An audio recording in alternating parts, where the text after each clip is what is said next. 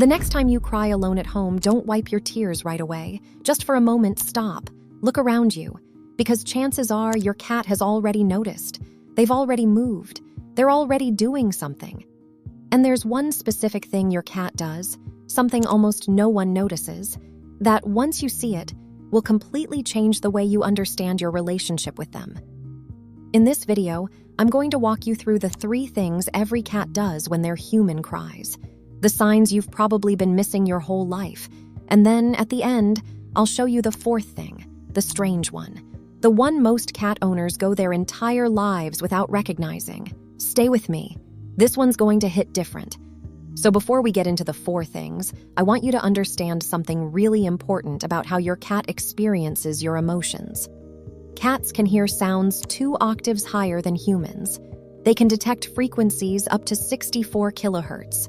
To put that in perspective, when you cry, the small involuntary sounds your body makes, the catch in your breath, the soft whimpers, the tiny shifts in your throat, your cat is hearing all of it, in high definition. But it goes deeper than that.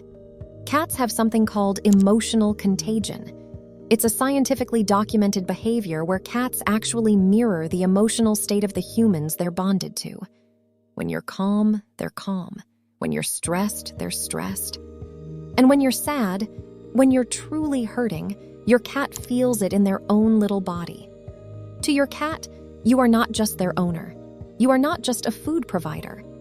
After the first few months of bonding, your cat starts to see you as something much more specific, a member of their inner family circle, their colony, their kin. And in cat society, when one member of the family is hurting, the others have a specific job to do. A protocol. An instinctive set of responses passed down through millions of years of feline evolution. When you cry, that protocol activates, and here's how you can spot it. Behavior number 1, the most subtle one, the one most cat owners completely overlook, the approach and sit. When you start crying, watch what your cat does in the next 30 seconds. Most likely, they'll do something specific. They'll quietly walk over from wherever they are in the house, and they'll sit down somewhere near you. Not on you, not pawing at you, just near you. Most owners think this is coincidence. It's not. This is one of the most ancient bonding behaviors cats have. In the wild, when a member of a cat colony is wounded, sick, or distressed, the other cats in the colony don't crowd them or fuss over them. They do something much more powerful. They sit nearby. They become a presence, a guard, a quiet promise that says, "You are not alone."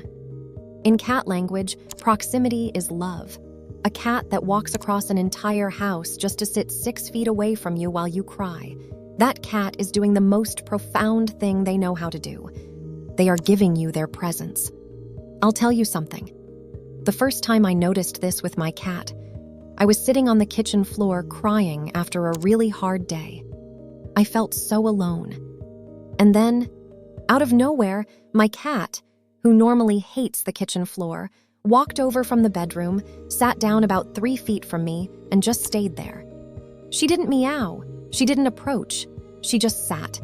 And I felt, for the first time in hours, like someone was actually with me. That's behavior number 1. The next time you cry, look around. Find your cat.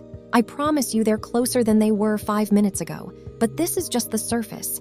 The next behavior is even more specific, and it's something almost no one talks about. Behavior number 2, the voice change. This one is harder to notice because you have to be paying attention to the sound of your cat, not just their behavior, but once you know what to listen for, you'll never miss it again. Here's what happens. When you cry, some cats, not all but many, will start vocalizing in a way they don't normally vocalize. It's not a meow, it's not a purr, it's something softer, a small chirp, a tiny trill, a quiet, almost questioning sound that comes from deep in their chest. This is not a random sound. This is a very specific vocalization that cats use in only one other context in their entire life. Mother cats use this exact sound to communicate with their kittens. Let me say that again so it lands. When your cat hears you crying and they make that soft chirping or trilling sound, they are using the same vocal language a mother cat uses to soothe a distressed baby. Think about what that means. Your cat, in that moment, is not seeing you as a human, not as their owner, not as a big creature that feeds them. They are seeing you as a member of their family who needs comfort. And they are reaching across the species barrier with the only soothing language they know. The mother cat language. The kitten comfort language. If you've ever heard your cat make that soft sound when you were upset and you didn't know what it meant, now you do. They were calling out to you the way their mother once called out to them. They were saying, "I'm here. You're safe. I see you." And almost no one realizes it. Behavior number 3, the body press. This is the most physical of the 3 behaviors and probably the one you've already noticed at least once. When you're crying, your cat may climb onto your lap, your chest, or your shoulder, and they will press their body firmly against you. This is not just affection, this is biological regulation. A cat's body temperature is naturally about 3 degrees warmer than a human's. Their heartbeat, when relaxed, is about twice the speed of yours. When they press their warm body against your chest, they are physically transferring heat and rhythm into your nervous system. And here's the wild part. Your nervous system responds. Studies on humans interacting with cats have shown that the act of holding a calm cat against your chest can lower your cortisol levels, slow your breathing, and reduce the physical sensation of grief within minutes. Your cat doesn't know any of this consciously. They're not thinking, "Let me regulate my human's vagus nerve." They're just doing what feels right in their body. But the result is profound. They are using their own physiology as a tool to help you heal. The next time you're crying and your cat climbs onto your chest, don't move them. Don't push them away to grab a tissue. Just let them stay there. Feel their warmth. Feel their tiny heart beating against yours. That little body is doing something ancient and beautiful for you. So that's 3 of the 4 things. Approach, voice, body press. 3 things almost every cat does when their human cries. And 3 things most cat owners don't know are even happening. But there's a 4th. The strange one. The one most people miss completely. And this is the one I really want you to remember after this video ends. Real quick, before we get to the strange one. If this video is resonating with you, and you want to understand your cat's emotional life at a deeper level, there's a book I genuinely cannot recommend enough. It's called The Inner Life of Cats by Thomas McNamee. Link in the description. It changed how I see my cat, completely. If you're looking for something that helps your cat feel more secure during stressful moments, like fireworks, vet visits, or just a chaotic household, a Feliway calming diffuser has been a game changer in my home, also linked below. And for the dedicated cat parents, a multi-level cat tree gives them safe, high places to retreat to when emotions in the house run high. Description. Now, the strange one. Behavior number 4, the one most people miss. Sometimes, not always, but sometimes, your cat will start grooming you when you cry. They might lick your hand. They might lick the tears off your cheek. They might lick the back of your neck or your hair. And to most owners, this looks strange, almost weird. Why is the cat licking me right now? Here's what's actually happening. And this is the part that's going to stay with you. In cat society, grooming is the highest expression of family love. Cats only groom other cats they consider immediate family, their mother, their siblings, their mate, their offspring. Wild cats and unrelated cats almost never groom each other. It's an intimate act, reserved for the inner circle. And when a cat grooms a kitten, they're not just cleaning them, they're soothing them. They're saying, with their tongue, "You are mine. You are safe. I am taking care of you." It is the most ancient form of feline love. So when your cat, your adult cat, your independent cat, starts licking you while you cry, they are not being weird. They are not tasting your tears. They are mothering you. In that moment, in their cat brain, the roles have flipped. You are no longer the giant creature who feeds them.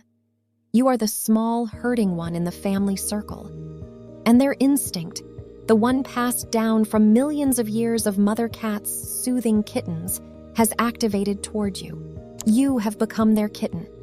That little raspy tongue against your skin while you're at your lowest moment is your cat telling you, in the deepest language they have, that you are theirs to protect.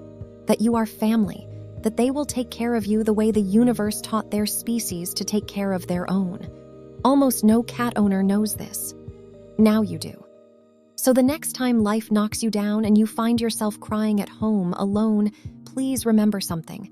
You are not actually alone. Somewhere in the house, a small creature with very specific instincts is already responding. They might be walking toward you to sit nearby. They might be making a soft chirping sound that their mother taught them. They might be pressing their warm little body against your chest, transferring heat and rhythm into your aching nervous system. And they might, just might, start grooming you with the same tenderness their species has been showing distressed family members for millions of years. This is what it means to live with a cat. Not the cute videos, not the playful zoomies, not even the slow blinks. Those are the easy parts. The deepest love your cat has for you only shows up in your darkest moments. The moments you'd never share on social media. The moments you think no one sees. But your cat sees, and your cat shows up. So please, the next time you cry, look around, find your cat, and let them be there. Don't shoo them away. Don't worry about getting cat hair on your wet face. Don't think it's weird if they start licking you. Just let them love you in the only language they have. Because in the entire animal kingdom, there are very few creatures that respond to human grief the way cats do. Dogs do it differently. Other pets don't really do it at all. Cats, quiet, ancient, mysterious cats, do this. For us, if this video helped you see your cat in a new way, the kindest thing you can do is share it with another cat owner. Especially someone going through a hard time right now. They might not know any of this. And if you want more content like this, the deeper, quieter side of cat behavior, subscribe. I'll keep making them. Thank you for watching. Go give your cat a slow blink for me.